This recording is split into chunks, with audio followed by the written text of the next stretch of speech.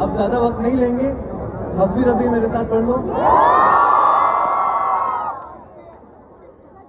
सिमत नबी बू जहल गया, आका से उसने ये कहा, गर हो नबी बतलाओ जरा।